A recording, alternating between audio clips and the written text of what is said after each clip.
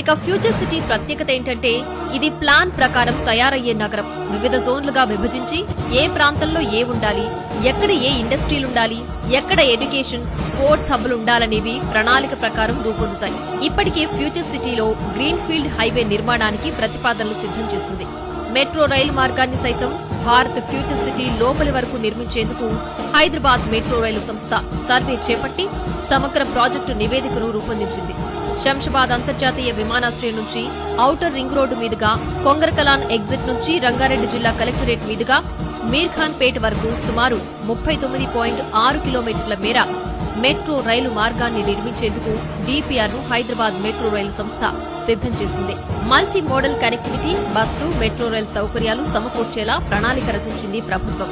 అంతర్జాతీయ నగరాలకు ధీటుగా ఫ్యూచర్ సిటీని నిర్మిస్తామని ప్రకటించిన ప్రభుత్వం ఇందులో అన్ని వనరులు, సౌకర్యాలు ఉండేలా ఏర్పాట్లు చేస్తోంది.